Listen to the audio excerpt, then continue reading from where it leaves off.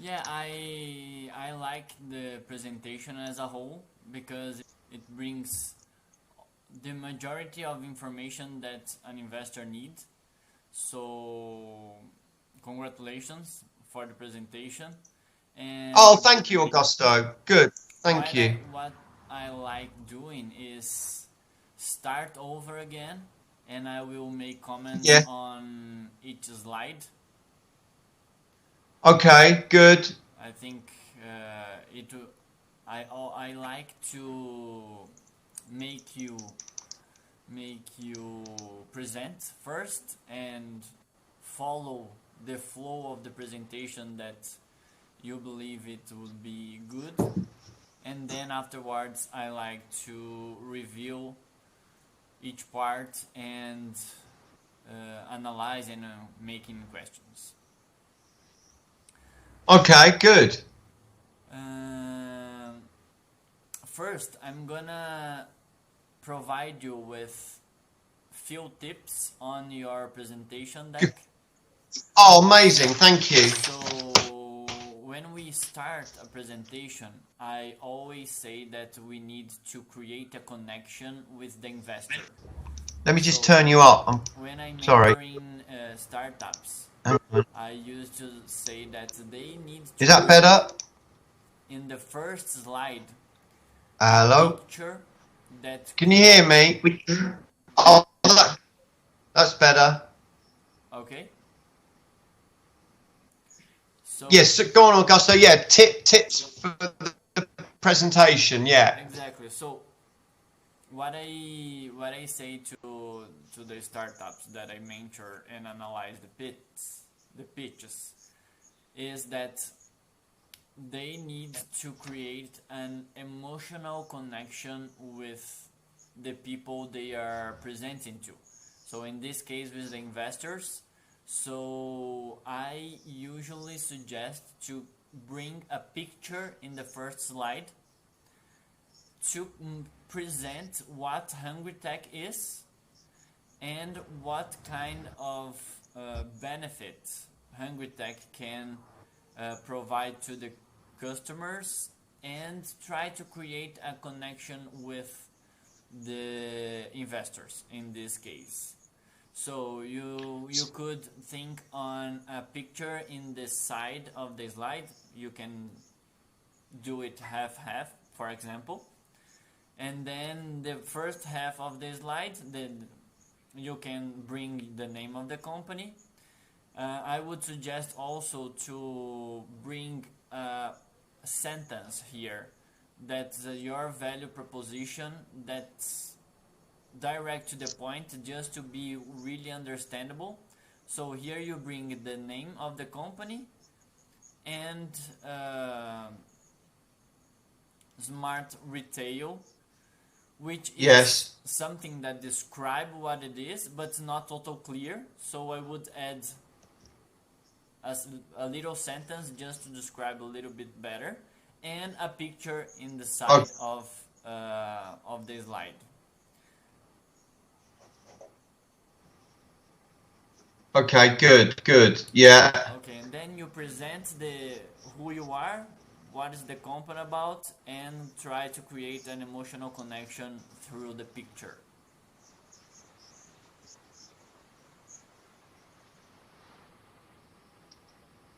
Okay.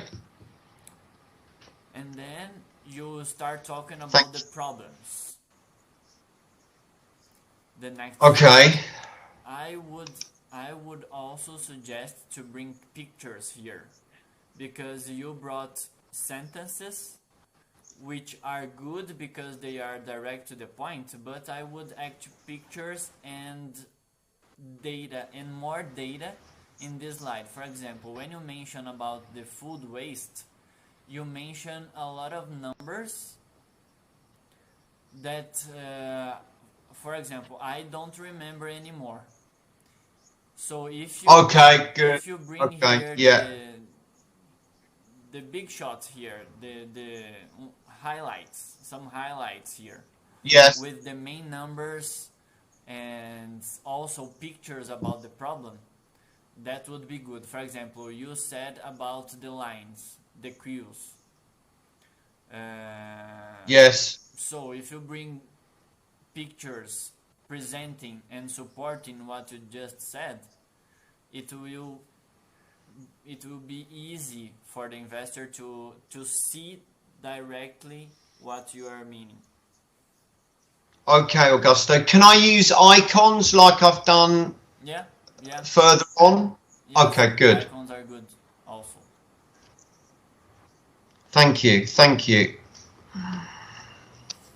One thing that I missed here was a persona and a story.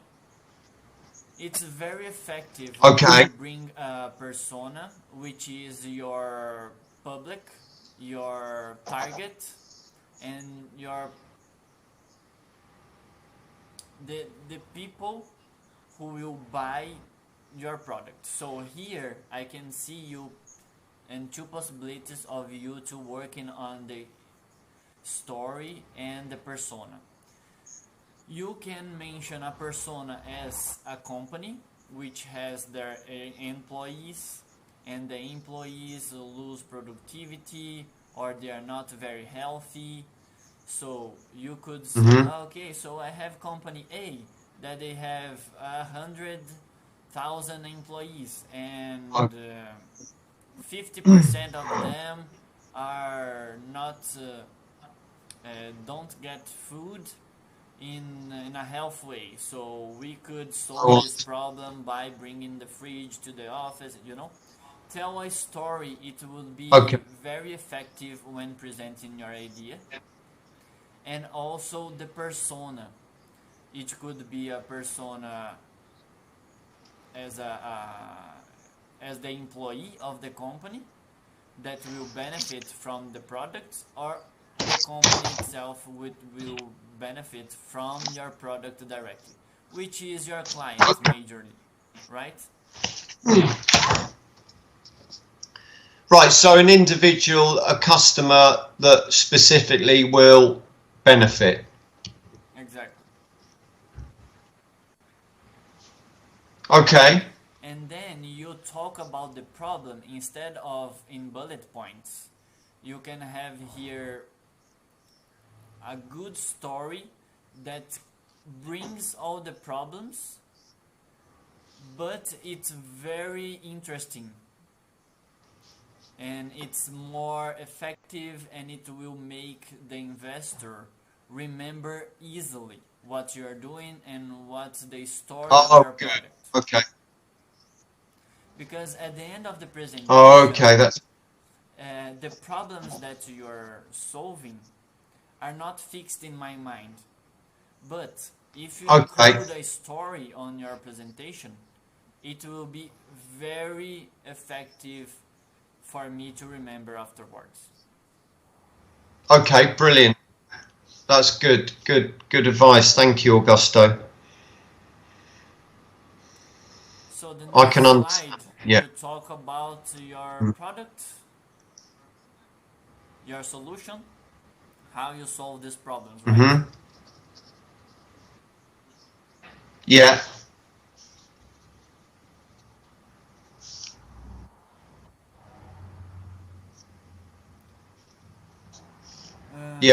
Okay, this slide,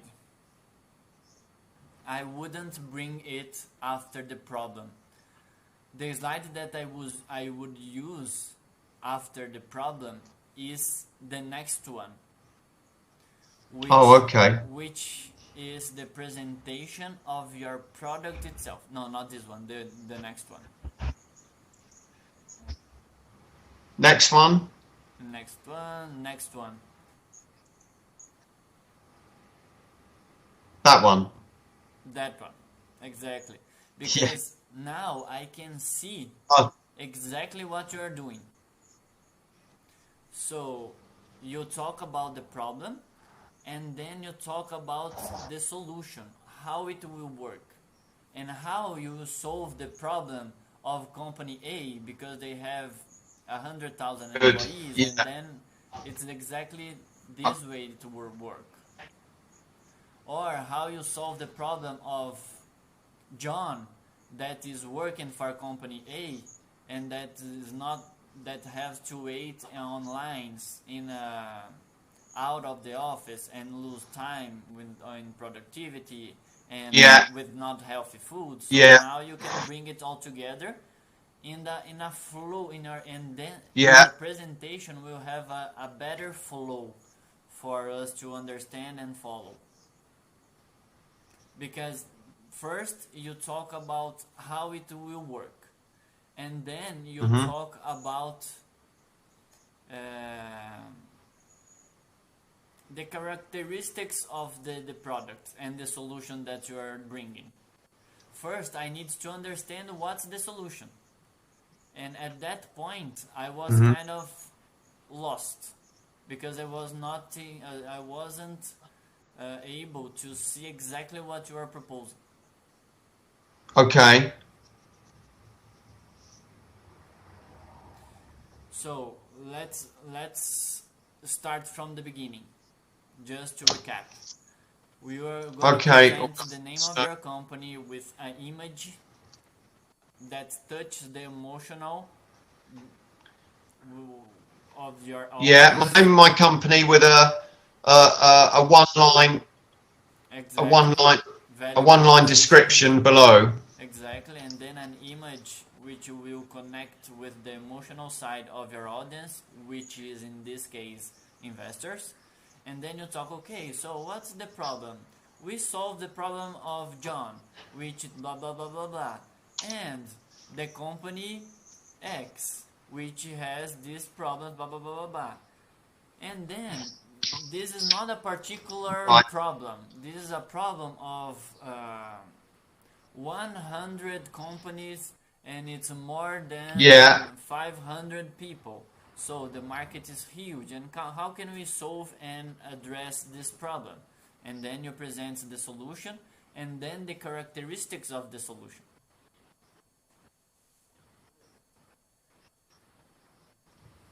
You talk about the market size that I would put together, and with the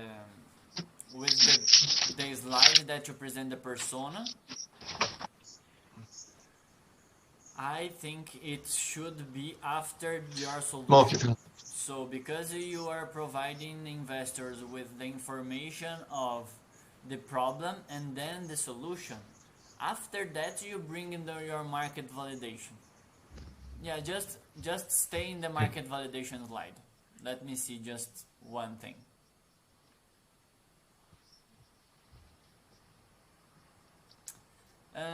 I don't like the title of this slide because market validation here, what I would think is I have tested my product in the market, I have talked to consumers, and we have an acceptance of 90% of the people that we talk to.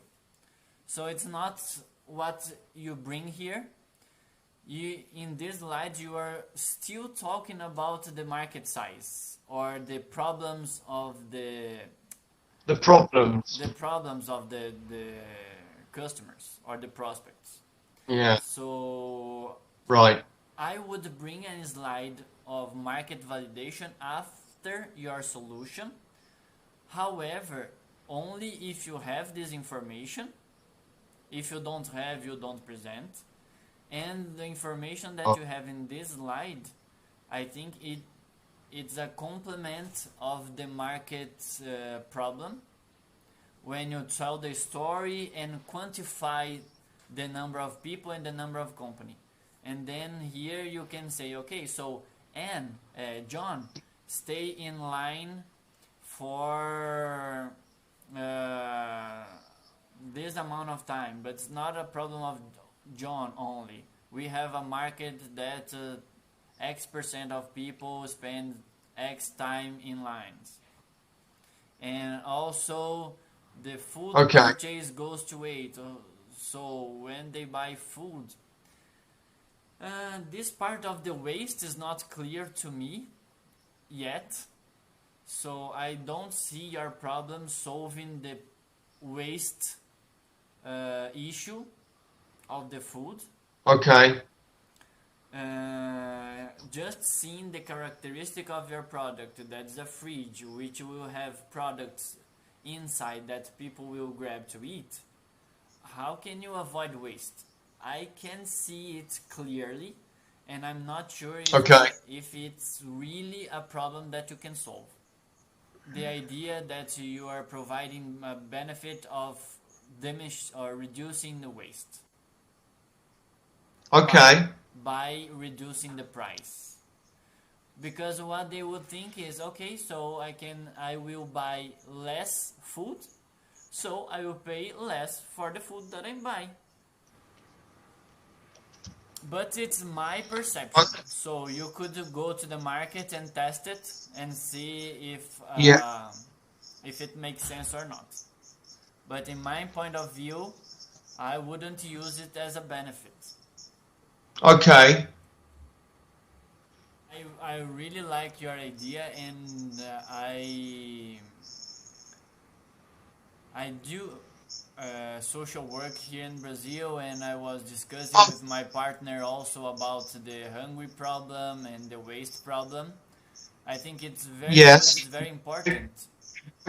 But I lovely. See That's interesting. as a benefit of your product. I would see it as a parallel thing on your company that are walking together with the benefit of your product, but not sell it as a product characteristics and benefit that it would provide for the companies or for the clients. I would point it as an additional action that you are proposing for your company, and using the food that are not consumed and reallocated for charity, or part of your income, part of your profit will go to a project that will feed people with a healthy food, stuff like that. Okay. Yeah, okay. I don't know. Yeah, it's not market validation, it's the problem. Oh, it's a problem. Yeah, it will reinforce the story that you are telling in the slides before. So when you talk about John and tell the story, how John, what's a typical day of John, and then you say, oh, but it's not just a John, a typical a problem of John. We have 80% of us don't. Yes. You know. Okay. Yes. Good. Okay. Okay. So next one. Yeah, the adoption slide, I think it's good to highlight that it's not a company, for example, a company like Google or Facebook or some traditional companies that are in the market. So we have a lot of markets that your product might go in. So this slide, I think it's good. Okay, so next one.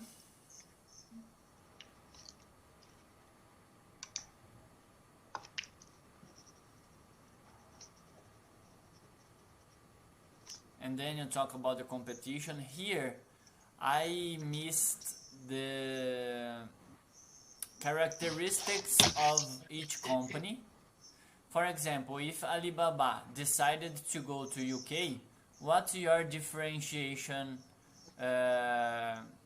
comparing to them? If Byte Food come to UK, how could you compete with them? So you mentioned here only the geography, but I always like to have a view of the product characteristics here. The characteristics of the company in order to reach the market. So Byte Food, what they have a fridge, they have a cabinet as you have, they have RFD they have a camera. What are the characteristics that they have on their product or I see. or their business that will make them special? But more important is what will make you special. Because I can see the Okay. differentiation of your company between them in this slide. I don't know.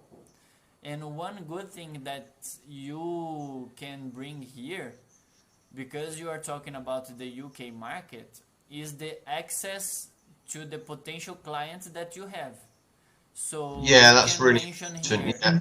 the characteristics of the product and also the characteristics of the company, which in your case will be the access to the UK market.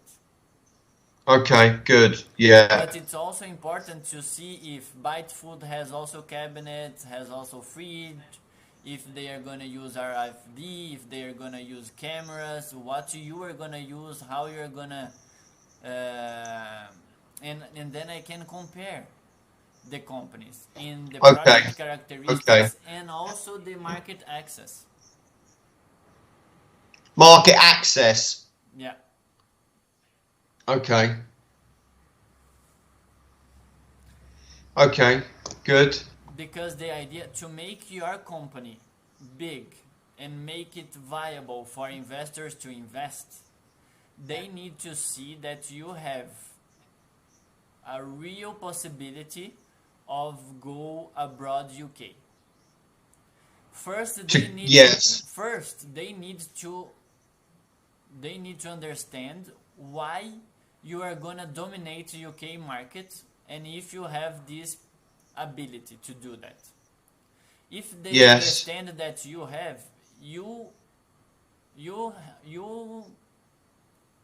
I would say that you have your first step. But it's not all.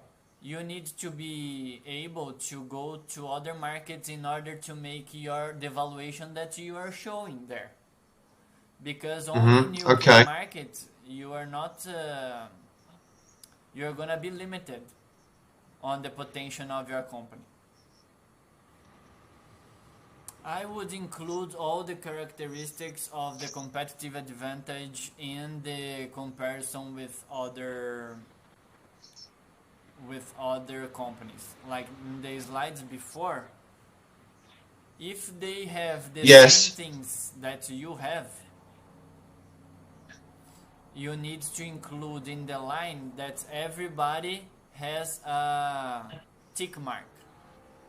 And the ones Okay. that they don't have but you have the tick mark and they don't. So it will be easy to understand.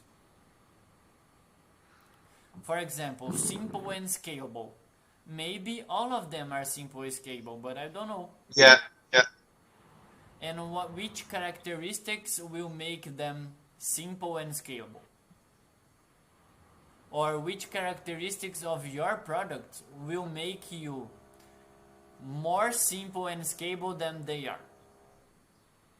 So just Okay. reading this slide, I would argue that they are not competitive advantages of your company. They are only Okay. characteristics of your company, but the other ones might have as well.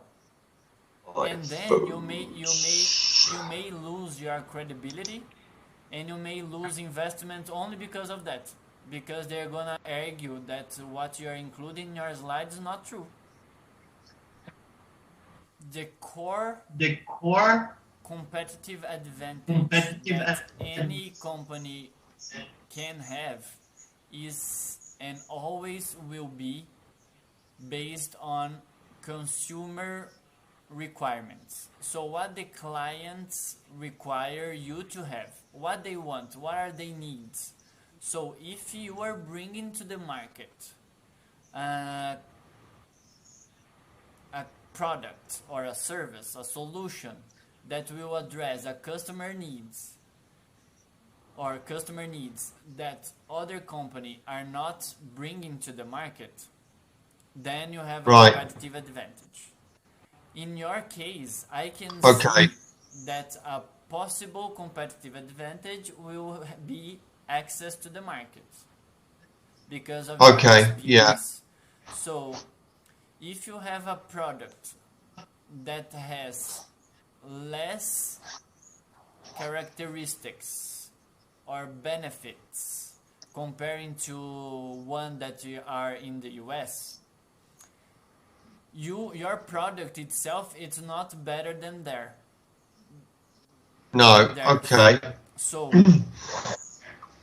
if you are bringing to the market a worse product, let's say, but if you have access to this market right away and can help the customers right away and they don't, it is already your competitive advantage, even if your product is worse in the first moment.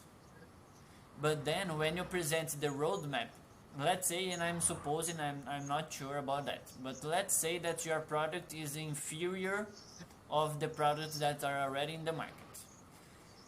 If you could have a characteristic that the clients and the prospects want and put it in the market first, you will have the competitive advantage with these characteristics for this product, for these clients with this product. Okay.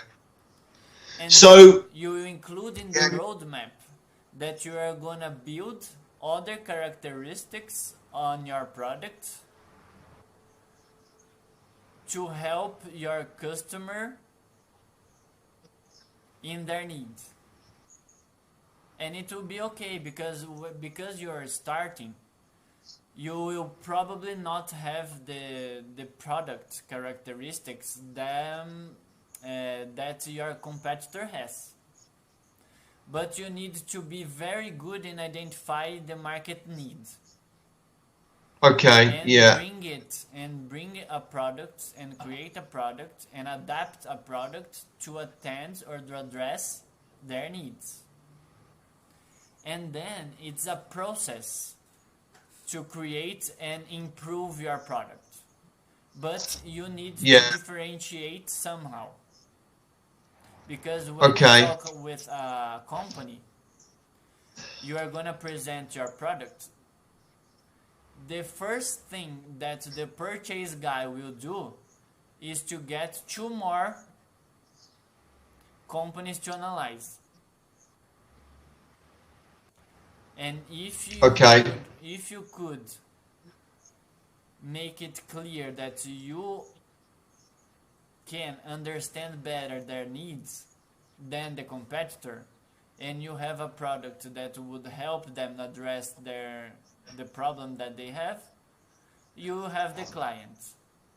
Otherwise, you would lose the battle against the competitor. So it's very, very important here to do this analysis, and I think one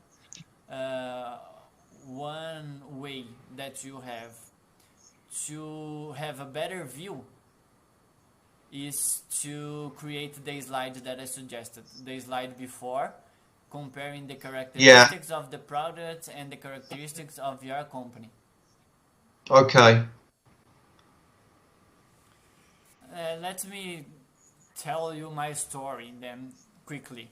So thank you. I've been an executive of Deloitte for quite a bit, and then I left to work with startups because when I went to the Silicon Valley, I was kind of very surprised with all the environment and the startup ecosystem, and I was in love with all of that.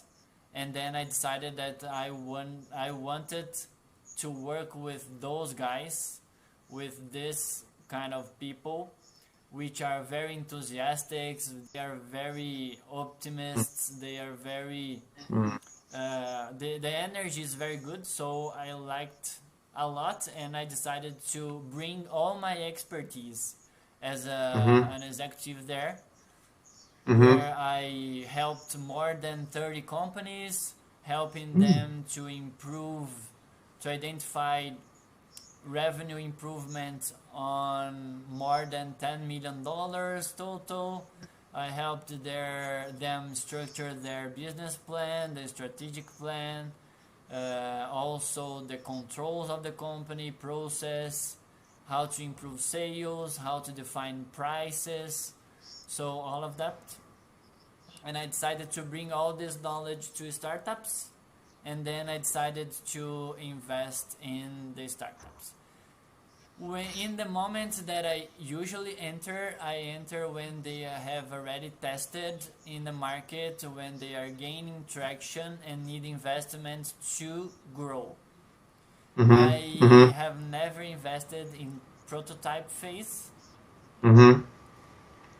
because I think it is very risky, and in order to do that, I would have to know very well the person, and Okay. because it would make it will make sense to invest in the person because the project is very incipient. Yes. And because of that, I prefer to invest in a stage Growth. where the startups Yeah. are Yeah. already gaining traction. Yeah. So the $1 million question, Augusto,